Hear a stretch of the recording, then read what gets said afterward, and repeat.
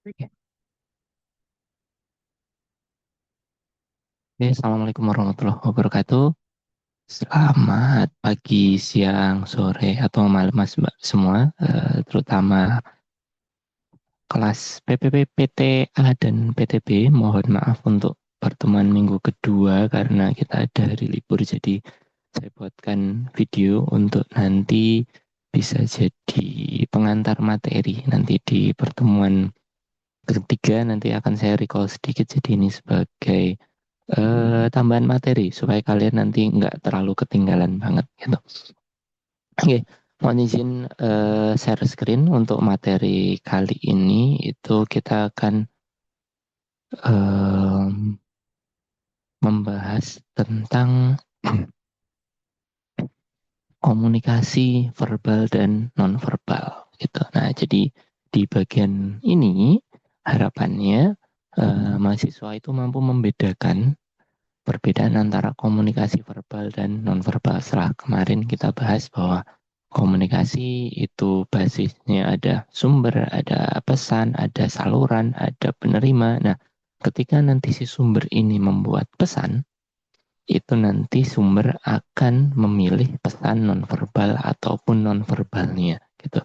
Secara prinsip pesan verbal ini adalah segala sesuatu yang kita sampaikan lewat tulisan dan lisan melalui kata-kata. Jadi kata kunci untuk komunikasi verbal adalah penggunaan kata-kata di tulisan dan lisan. Jadi secara garis besar kita menggunakan komunikasi verbal dengan basis bahasa. Nah, nonverbal ini secara umum adalah segala sesuatu yang menjadi tambahan gitu di komunikasi kita selain kata-kata. Jadi tidak ada tulisan, tidak ada lisan yang kemudian digunakan untuk komunikasi. Jadi prinsipnya nanti kita menggunakan komunikasi secara verbal. Nah, non-verbalnya itu kita gunakan untuk menguatkan pemaknaan yang ingin kita sampaikan ke penerima. Oke,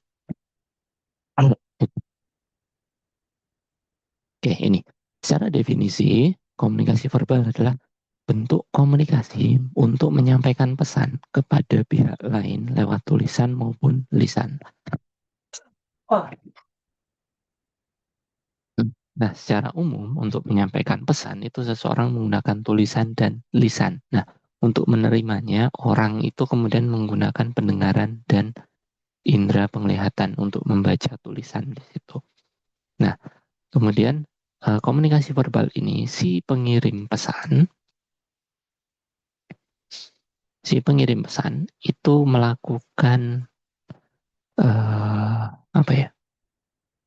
Melakukan pertukaran pesan lewat tulisan. Dia akan menulis, kemudian dia juga bisa berbicara, yang nantinya si penerima pesan itu akan membaca atau mendengar. Nah, ketika kita konteksnya komunikasi secara umum, secara garis besar, komunikasi itu banyak dilakukan dengan cara lisan. Dengan pengirim pesannya berbicara, penerima pesannya nanti akan mendengar. Oke, nah bahasa yang kemudian menjadi basis dari kata-kata yang kita gunakan itu memiliki beberapa fungsi. Hmm. Fungsi yang pertama itu digunakan sebagai fungsi identifikasi. Nah, bahasa ini itu bisa kita gunakan untuk mengidentifikasi seseorang karena dengan basis bahasa yang digunakan itu kita bisa mengetahui namanya. Beberapa bahasa tertentu punya nama-nama yang khas. Kemudian juga kita juga bisa mengetahui dari gaya bahasanya. Dengan bahasa yang digunakan itu kita bisa tahu orang ini asalnya dari mana. Karena setiap orang itu punya kekhasannya masing-masing ketika berkomunikasi dengan bahasa daerahnya. Nah, bahasa itu fungsi yang kedua akan mendukung interaksi gitu. Karena dalam kita membangun hubungan sosial, kita bisa mengekspresikan emosi, kemudian juga menciptakan keterlibatan dalam komunikasi. Jadi bahasa yang kita gunakan untuk berkomunikasi tadi itu berfungsi sebagai pendukung interaksi.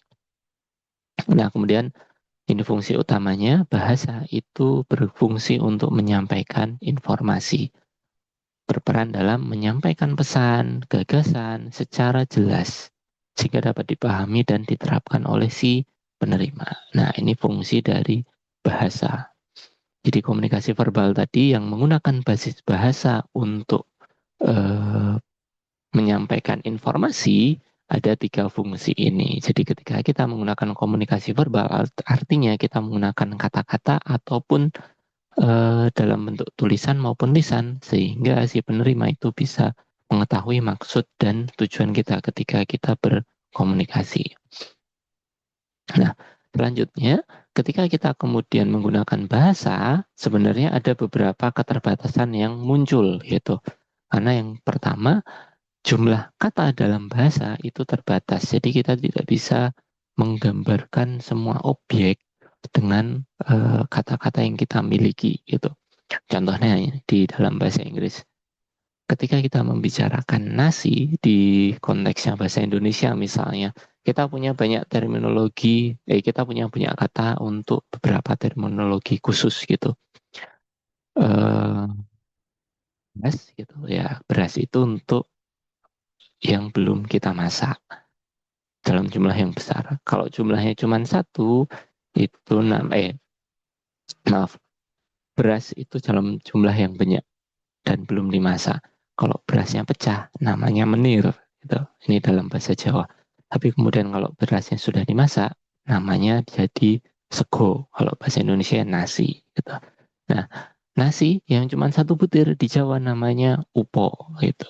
Nah, tapi kalau nasi yang sudah bergerak itu di tempat masaknya itu namanya intip. Nah, katanya macam-macam, tapi dalam bahasa Inggris karena keterbatasan kosakatanya mereka nyebutnya ya rice untuk semua kondisi dari beras, dari menir, dari upo, kemudian dari nasi, dari karak itu semua namanya rice. Nah, jadi bahasa ini terbatas untuk mewakili objek.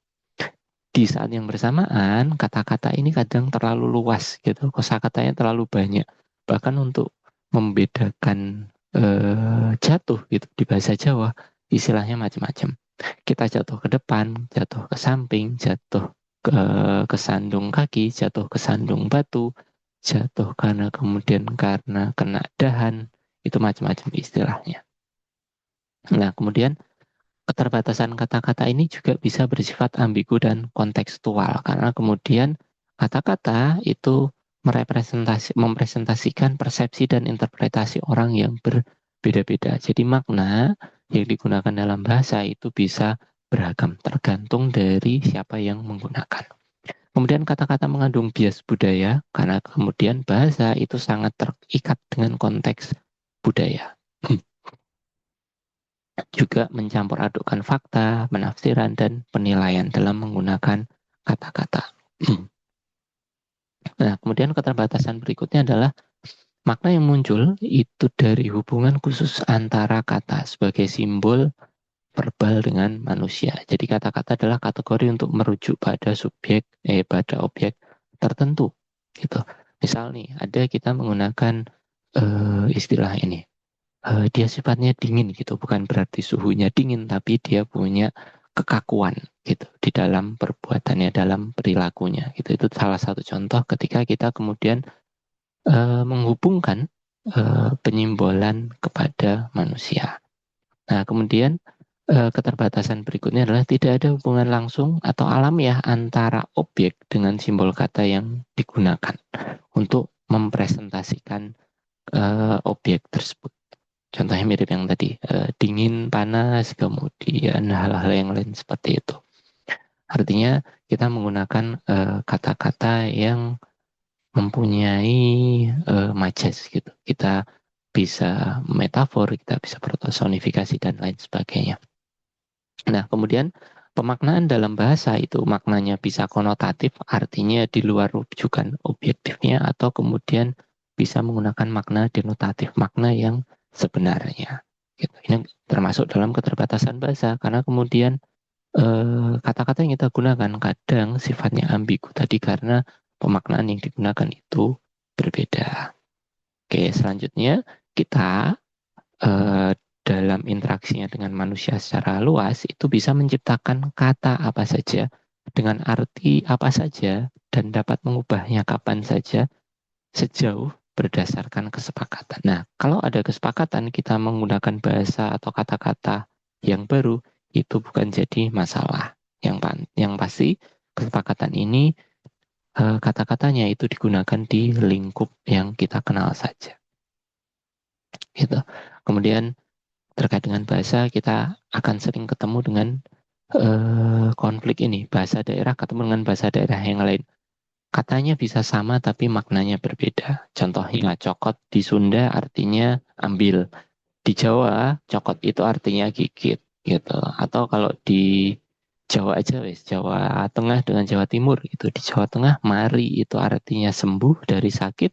Di Jawa Timur mari itu maknanya selesai. Nah, itu bahasa daerah ketemu dengan bahasa daerah. Makanya ketika kita berkomunikasi dengan rekan kita yang berbeda asal daerahnya, yang harus kita pastikan adalah kesamaan makna yang kita gunakan. Sehingga nanti tidak muncul ambigu, pemaknaannya sama, dan tidak ada ketersinggungan di situ.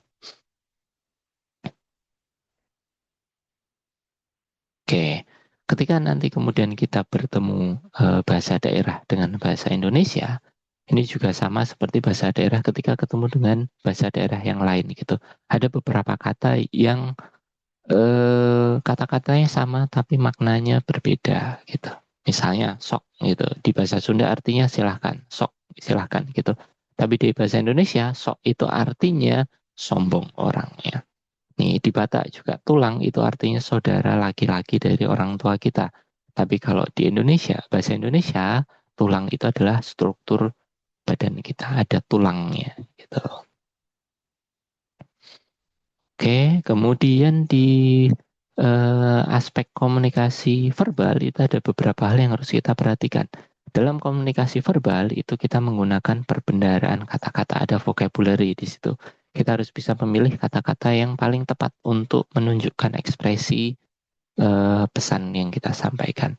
Kemudian kecepatan, racing, ini supaya bisa efektif, itu kita nggak boleh terlalu cepat, nggak boleh terlalu lambat untuk menyampaikan informasi yang kita sampaikan. Kemudian ada juga intonasi suara, bagaimana kita melakukan penekanan di beberapa kata tertentu untuk memberikan penekanan pada makna. Oke, kemudian ada humor. Humor ini maksudnya adalah kita harus menambahkan humor untuk kemudian jadi selingan ketika kita berkomunikasi. Pesan yang kita sampaikan juga harus singkat dan jelas supaya tidak terlalu bertele-tele ketika kita berkomunikasi. Termasuk juga kita harus menggunakan waktu yang tepat ketika kita berkomunikasi. Harus mencari waktu di mana sumber dan penerima itu sama-sama fokus. Oke, nah masuk ke komunikasi nonverbal. Komunikasi nonverbal itu adalah komunikasi tanpa kata-kata, baik lisan maupun tulisan. Ingat di sini tanpa kata-kata. Yang digunakan apa? Bisa tanda, bisa kode, bisa simbol gitu. Ini semuanya bisa kita gunakan hal yang lain juga di dalam tubuh kita. Kita bisa menggunakan gerak tubuh atau bahasa tubuh kita untuk menerjemahkan sesuatu, untuk menyampaikan sesuatu. Ada contohnya ini misal confidence, badannya terlihat tegak, relax, kelihatan cara bernafasnya itu tenang, kemudian trustworthy, dia agak ragu-ragu, atau kemudian menunjukkan sesuatu hal yang kuat gitu. Nah, ini semua tanda, kode, simbol itu adalah bentuk komunikasi juga. Namanya komunikasi non-verbal. Nah, fungsi khususnya komunikasi nonverbal ini adalah mendukung pemaknaan dari komunikasi verbal karena di dalamnya nanti kita bisa menekankan makna yang kita inginkan. Gitu. Nah, tujuannya secara umum sama komunikasi nonverbal ini bisa memberikan informasi secara umum. Kemudian mengatur alur suara percakapan dengan intonasi, dengan nada suara kita itu termasuk nonverbal juga. Kemudian mengekspresikan emosi, ini bisa kita tunjukkan dengan tatapan mata kita, dengan ekspresi wajah kita, dengan gestur tubuh kita. Kemudian ini uniknya di komunikasi nonverbal, dia bisa memberikan sifat menentang, melengkapi, atau mengembangkan pesan dari verbal kita. Kemudian mempengaruhi atau mengendalikan orang lain lewat komunikasi nonverbal kita, termasuk untuk mempermudah tugas-tugas khusus. Gitu. Contohnya apa?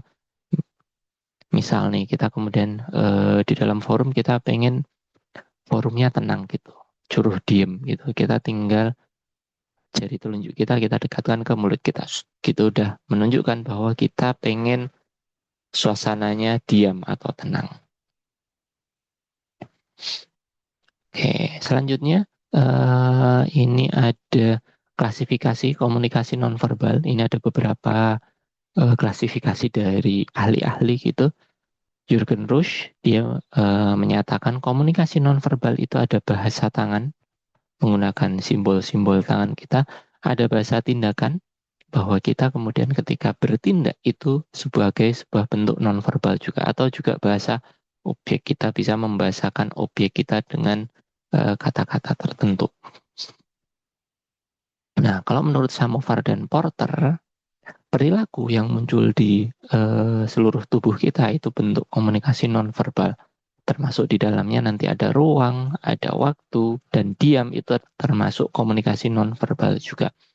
Kemudian Weinberg dan Wilmot itu mengklasifikasikan komunikasi nonverbal ini sebagai bahasa behavioral dan bahasa publik. Ketiganya ini yang sama ada di bagian bahasa tindakan. Action language, ada perilaku, ada behavioral. Jadi ketika kita menunjukkan sebuah tingkah laku di diri kita, itu adalah sebuah bentuk komunikasi non-verbal. Nah, di dalam diri kita, hampir 65% ketika kita berkomunikasi itu adalah komunikasi non-verbal.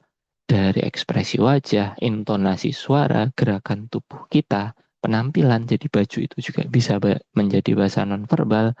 Kemudian penampilan kita, kontak mata, kemudian isyarat tangan itu bisa kita gunakan juga, termasuk postur tubuh kita. Ketika kita berdirinya tegak atau kita agak nunduk itu termasuk bahasa non-verbal. Sisanya ketika kita berkomunikasi itu komunikasi verbal yang hanya 35%, karena sisanya 65% itu ada di tubuh kita, ada non-verbalnya. Oke. Nah, yang dominan di tubuh kita yang pertama adalah ekspresi wajah. Ini yang paling bisa kita identifikasi. Kita berkomunikasi dengan orang lain, kita tahu ekspresi wajahnya seperti apa. Apakah mereka kemudian excited atau kemudian malas. Dilihat dari ekspresi wajahnya. Di dalamnya ada kontak mata. Dilihat juga matanya, apakah kemudian matanya itu tertuju kepada kita atau dia mengalihkan pandangannya kemana-mana. Kemudian ada sentuhan gitu. Biasanya kalau sentuhan ini ketika kita ngobrol dengan teman kita, ada muncul simpati, tangan kita bisa ngerangkul di situ. Jadi bisa menunjukkan emosional kita. Kemudian postur tubuh, bagaimana kondisi tubuh kita, apakah tegak atau kemudian agak nunduk, itu bisa muncul sebagai bahasa yang dominan di tubuh kita. Kemudian suara, bagaimana kita bersuara di sini, gitu, memunculkan suara, nadanya tinggi, nadanya rendah, atau suaranya lirih, atau suaranya tinggi, gitu. Termasuk ada isyarat juga di sini, bagaimana kita menggunakan isyarat tangan misalnya. Oke, ini bahasa nonverbal yang dominan kita gunakan. Ini contoh dari ekspresi wajah, kita ada macam-macam. Satu orang punya banyak ekspresi di sini. Ada netral, ada marah, ada jijik, gitu. Ada takut, ada senang, ada sedih, ada terkejut. Ini ekspresi wajah, contohnya macam-macam. Ada ekspresi pusing juga. Nah, ini salah satu hal yang menarik ketika kita kemudian apa ya, berkomunikasi gitu. Ada beberapa gestur tangan yang bisa kita gunakan gitu. Dan di berbagai negara itu gesturnya macam-macam. Ketika kita menggunakan satu gestur di negara tertentu di Indonesia gitu, misal peace gitu kan artinya apa ya nih, buat pose foto aja sih, atau oke gitu, atau kemudian kasih jempol. Nah, ini bisa jadi di negara yang lain itu tidak etis gitu. Jadi kita harus tahu, kita harus belajar juga tentang hand gesture gitu. Contohnya di Filipina gitu, kita nggak bisa manggil orang dengan melambaikan tangan seperti ini, nggak boleh. Ini buat manggil anjing di Filipina. Tapi kalau kita di Indonesia kita manggil orang seperti ini masih bisa kita terima gitu.